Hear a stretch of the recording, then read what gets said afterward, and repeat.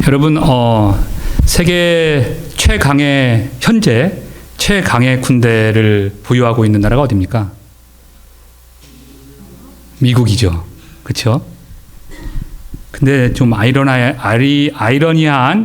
사건들이 있었는데, 지난 70여 년간, 그러니까 1950년서부터 지금까지 여러 번의 전쟁들이 있었습니다. 그렇죠? 근데 이 미국을 이긴 나라가 있었고요. 또 중국을 이긴 나라가 있었습니다. 또한 프랑스를 이긴 나라가 있었고요. 또한 영국을 이긴 나라가 있었어요. 이 네 나라의 공통적인 특징이 뭐죠? 유엔 안보리 이사국들이라는 거예요. 러시아를 제외한 이 네 나라를 이긴 나라가 있었는데 그게 바로 베트남입니다. 1954년에 프랑스와 영국이 이 베트남 남부를 차지했을 때, 그때 제1차 인도차이나 전쟁이 있었고요. 1964년도에 미국하고 싸웠고요. 그 다음에 78년도에는 뭐 캄보디아를 쳐들어갔긴 했지만 79년도에 중국과 싸워서 이겼습니다. 자, 이 베트남 전쟁이 한참이던 그 당시에 미군 전투기들이 막 베트남을 막 날아다닐 때에 많이 격추도 됐었던 것 같아요. 근데 이 격추를 됐을 때에 이 미군 이 비행사들에게, 조종사들에게는 이 생존 장비가 있었는데, 이 장비 키트라고 하죠. 만약에 적진에 떨어졌을 때에, 추락했을 때 이 조종사가 살 수 있게끔 그 안에 한 100여 가지 종류의 여러 가지 물품들이 있었다고 합니다. 물론 뭐가 있었겠습니까? 비상식량이 있었겠죠. 그 다음에 비상용 권총도 있었을 것이고, 뭐 여러 가지 종류가 있었어요. 근데 그 중에 뭐 나침반도 있고 뭐 여러 가지. 근데 그 중에 한 가지 카드가 있었습니다. 무슨 카드일까요? 어떤 카드일까요? 뭐 심심하니까 뭐 이렇게 트럼프라고 별로 이렇게 좋지 않은 이름이 되어버린 트럼프가 있었을까요? 아니면 신용 결제하라고 신용카드? 아니죠. 네, 뭐가 있었냐면은 하나님의 말씀, 성경 말씀이 적혀 있는 카드가 하나 있었습니다. 그 카드에 뭐가 있었냐면 바로 오늘 읽으신 시편 23편이 기록되어 있었다고 합니다. 제가 한번 여러분들 눈을 감아 보십시오. 제가 저의 낭낭한 목소리로 이 시편 23편을 한번 다시 한번 여러분에게 읽어 보여드리겠습니다. 여러분은 눈을 감으시고 상상의 나래를 한번 펴보세요. 자, 시작해 볼게요. 여호와는 나의 목자시니 내게 부족함이 없으리로다. 그가 나를 푸른 풀밭에 누이시며 쉴 만한 물가로 인도하시는도다. 내 영혼을 소생시키시고 자기 이름을 위하여 의의 길로 인도하시는도다. 내가 사망의 음침한 골짜기를 다닐지라도 해를 두려워하지 않는 것은 주께서 나와 함께 하심이라. 주의 지팡이와 막대기가 나를 안위하시니이다. 주께서 내 원수의 목전에서 내게 상을 차려주시고 기름을 내 머리에 부으셨으니 내 잔이 넘치나이다. 내 평생의 선하심과 인자하심이 반드시 나를 따르리니 내가 여호와의 집에 영원히 살리로다. 자, 여러분 어떤 상상들을 하셨습니까? 이 시편은 흔히 참 아름다운 전원시다, 서정시다 라고 이렇게 우리는 알고 있습니다. 저 또한 젊은 시절, 근데 사실 제가 젊은 시절 20대에 4년 동안 만 4년을 이스라엘에서 살지 않았습니까? 근데 그때 이제 제가 4번에 걸쳐서 아마 트레킹을 했던 것 같아요. 예루살렘에서 여리고로 이렇게 쭉 내려가는 길, 그 와디켈트라고 있는데 그쪽이 이제 유대 광야에 해당하는 겁니다. 근데 제가 경험한 이스라엘의 광야는, 목초지는 우리가 여러분이 지금 상상했을 푸른 초원에 그림 같은 집이 있고 양들이 풀을 뜯고 그런 거와는 전혀 같지가 않습니다. 낭만적이지가 않아요. 광야는 사막과 다릅니다. 모래만 있는 사막과는 다릅니다. 돌, 바위투성의 산들. 그런데 사막과는 다르게 생존할 수는 있어요. 물들이 있거든요. 때로는 목초지도 있고요. 하지만 길눈이 어두운 양에게 있어서는 혼자 떨어진다면 죽기에 딱 알맞은 장소입니다. 따라서 목자가 없는 양은 생명 그 자체가 위협을 받습니다. 그래서 양에게 있어서 목자는 생명과도 같습니다. 마치 예수 그리스도가 우리의 길과 진리요 생명인 것처럼 말입니다. 자, 마치 한 폭의 그림이 연상되는 것처럼 읽으셨던 이 시편, 하나님을 전적으로 신뢰하는 그런 사람에게 있어서 평화롭고도 조용한 즐거움이 묘사되는 이 한 폭의 이 그림 같은 이 시편을 여러분은 어떻게 읽고 이해하고 깨닫고 또 여러분의 삶에 적용하고 있습니까? 우리가 잘 아는 스펄전 목사님은 이 시편을 일컬어서 시편 23편은 시편 중에 진주와 같다라고 표현을 했다고 합니다. 이 아름다운 시를 쓴 이 시인은 누구일까요? 누구죠? 다윗입니다. 이 다윗은 목동이었어요. 양치는 목동이었어요. 또 수금을 뜯는 연주자이기도 했어요. 명연주자였던 것 같아요. 왕한테까지도 불려가서 그 앞에서 이 수금을 치니까 뜯는다고 해야 되겠죠? 하니까 악귀가 막 귀신이 쫓아나가 도망가고 막 그랬으니까. 그리고 골리앗을 이긴 장수였습니다. 장군이었습니다. 그리고 마침내 이스라엘의 왕이 되었습니다. 하지만 오늘 저는 이 시인 다윗으로 주목하고자 합니다. 우리는 그의 생애에 대해서 너무도 잘 알고 있습니다. 자, 그러면 이 멋있는 멋진 이 시편 23편을 다윗은 언제 썼을까요? 예주에 언제 썼을까? 다윗이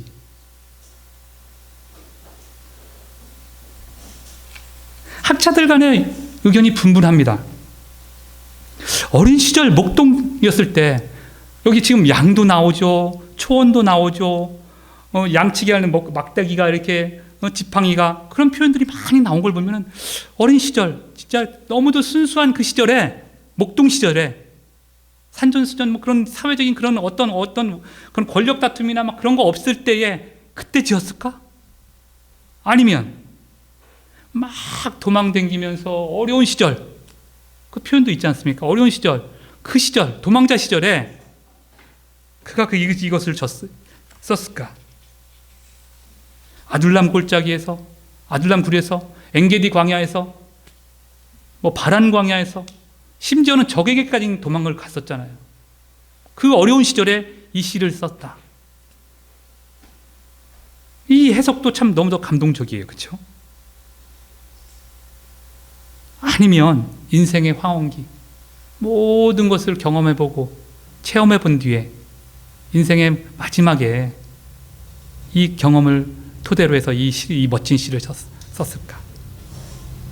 예전에 저는 이 중에서 여러분은 어떤 거가 여러분 마음에 와닿습니까?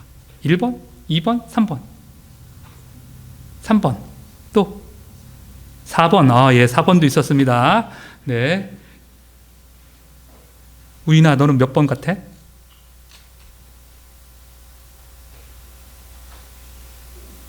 1번, 2번, 3번밖에 없어. 삼지선다형이야. 저는 예전에는 이 두 번째에다 동의를 했었어요. 왜냐하면 어느 학자가 이제 주장을 했었는데 엔게디 광야에 있을 때 이 시를 썼다. 그 엔게디 광야에 가면은 이 폭포수가 물처럼 막 흐르거든요. 그 옆에는 또 사해고.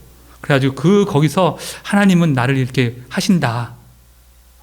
이 광야에 그거 상황 속에서 이걸 썼다라고 이렇게 표현을 했었는데 지금 와서 생각을 해보면은 2번보다는 3번이 황혼기에 제 아내가 지금 얘기했듯이 황혼기에 이걸 썼지 않았을까?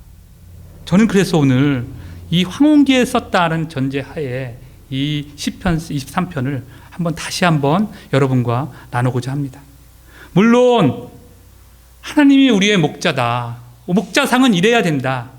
지도자의 역할은 이렇게 해야 된다라고 이 시편 23편을 해석하고 설명할 수도 있을 것입니다. 그는 우리의 목자이고 우리의 인도자이고 우리의 공급자이고 우리의 인도자다. 결국은 종국에는 우리와 함께 하실 그 하나님이시다. 라고 이렇게 우리는 해석할 수도 있습니다. 이렇게 하면 오늘 설교는 다 끝난 거죠. 다 요약이 됐으니까. 그렇죠? 근데 요거를 조금 다르게 한번 여러분과 이 다윗의 전 인생에 걸쳐서 쓰여진 이 시라는 전제하에 한번 이 관계를 대략 3단계 정도로 해서 발전시키는 과정으로 이 과정들을 따라가고자 합니다. 자, 첫 번째 단계. 다윗은 자신의 믿음, 자기 자신의 근본, 자기 자신의 정체성을 여기서 선포합니다. 내가 누구를 믿고 있는지를 선언하는 것입니다. 1절 상반절입니다. 여호와는 나의 목자시니. 여호와가 누구라고요? 나의 목자라는 것입니다. 우리의 믿음은 창세기 1장 1절에서 시작한다고 저는 생각을 합니다. 태초에 하나님이 천지를 창조하셨느니라. 하나님이 창조자이고 나는 피조물이다. 이 고백에서 우리의 믿음은 시작합니다. 이와 같이 다윗도 여호와께서 나의 목자다. 바로 나의 주인이다. 나의 생명이다. 라는 데서 시작을 한 것입니다. 이것이 우리의 믿음과 일맥상통하고 있습니다. 옛 중동에서는 지금도 마찬가지일 거예요. 목자라는 것은 왕이라는, 나의 주인이라는 것과 일맥상통했다고 합니다. 창세기서부터 요한계시록에까지 이 목자, 히브리어로는 로에라고 합니다. 이유가 171번에 걸쳐서 사용되고 있습니다. 대부분의 경우가 목자는 하나님과 똑같은 걸로 표현이 되고 해석됩니다. 길치이며 방향치인, 그리고 자기를 보호할 어떠한 방어 무기도 없는 양에게 있어서 목자는 바로 생명입니다. 자신의 생사화복을 주장하는 존재가 바로 목자인 것입니다. 이와 같이 하나님은 우리의 전부가 되는 것입니다. 이 고백이 우리의 신앙의 출발입니다. 이 고백을 통하여 우리는 구원을 받습니다. 전문적인 용어로는 칭의라고 하죠. 영어로는 justification이고. 예수님이 나의 주인이고 나의 구원자임을 고백함으로 우리는 의롭다. 사실 의롭지 못하잖아요. 우리 의롭지 못합니다. 저 역시 시시때때로 의롭지 못함을 그대로 드러냅니다. 그런데 의롭다 칭함을 받는 칭의. 내가 단지 주님은 나의 하나님이십니다. 나의 구원자이십니다. 라는 고백으로 하나님은 나의 목자가 되어주신 것입니다. 다윗은 이것을 고백하고 있는 것입니다. 그러면 목자이신 하나님은 우리를 인도하시기 시작합니다. 마치 양을 인도하듯이. 건조기에 광야에 가보면은 길들이 막 나 있습니다. 양들이 지나간 길들이에요. 근데 이 양은 목자가 간 길 또는 그 앞에 양이 간 길을 그대로 따라갑니다.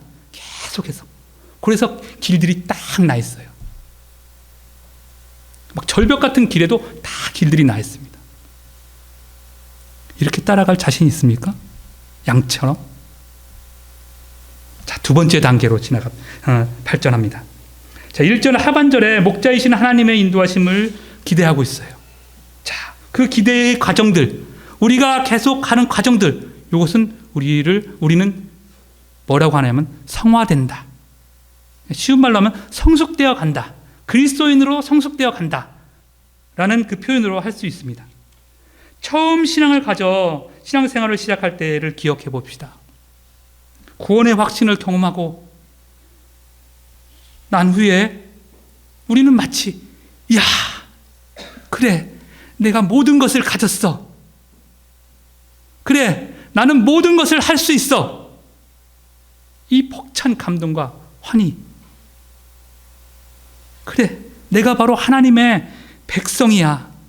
하나님의 자녀야. 하나님의 신부야. 우리 각자가 아마 이런 경험들을 하셨을 겁니다. 처음으로 하나님과 깊이 만난 후에 그걸 어떻게 말로 표현할 수 없을 온 세상이 새롭게 보이는 그 순간들 여러분들 간직하고 있죠. 오늘 다윗은 먼저 부족함이 없을 것이라고 하였습니다. 현재 하나님을 믿는데 미래에 부족함이 없을 것이라고 영어로 표현되고 있습니다. shall 이라는 표현을 미래형을 쓰고 있습니다. 무엇을 말합니까? 우리의 관점이 변한다는 거예요. 육신을 가진 사람에게 만족할 수 있나요? 제가 지금 100억이 있어요. 그럼 만족할까요? 아마 1000억을 향해서 뭘 할 거예요. 그렇죠? 언제나 부족하다고 합니다. 더 갖기를 원해요.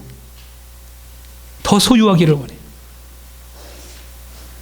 하지만 그리스도인이 성화된다는 것은 마치 내가 비록 10,000원이 있다 할지라도 이 10,000원에 감사할 수 있게 된다는 것입니다. 내 현 상황에 감사할 수 있다는 것은 바로 믿음의 진일보를 하고 있는 것입니다. 그 순간입니다. 가치관, 세계관이 변해가는 것입니다. 늘 감사하려는 결정이 점점 이어가는 것입니다.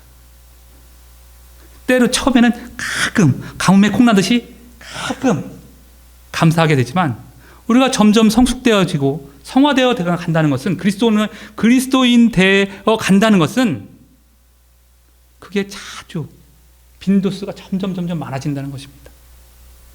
그렇게 되면 아마 10원을 가졌어도 아유 하나님 감사합니다 라는 그런 고백으로까지 갈 수 있겠죠. 자, 2절을 보겠습니다. 2절. 자, 2절을 한번 읽어볼까요? 시작.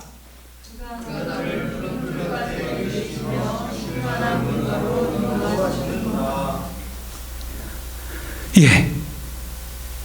하나님을 알기 전에 사실 우리가 하나님 안에 있기 때문에 우리는 그렇게 선포할 수 있을 겁니다. 하나님 알기 전에의 안식은 안식이 아니야. 하나님을 알기 전에의 평화는 평화가 아니야. 우리는 그걸 압니다.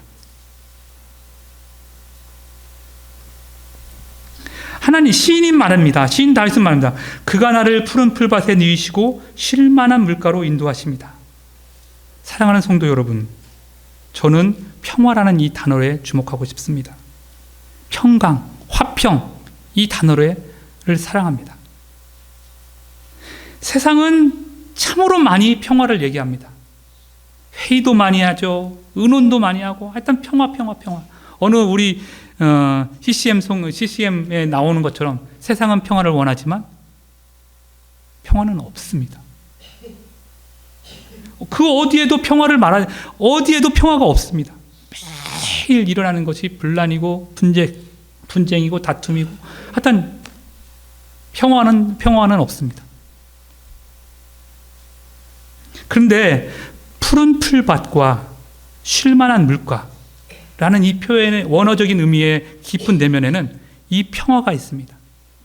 평화로운 안식, 평화로운 쉼, 이것을 내포하고 있습니다. 하나님이 우리에게 먼저 평화를 주시는 것입니다.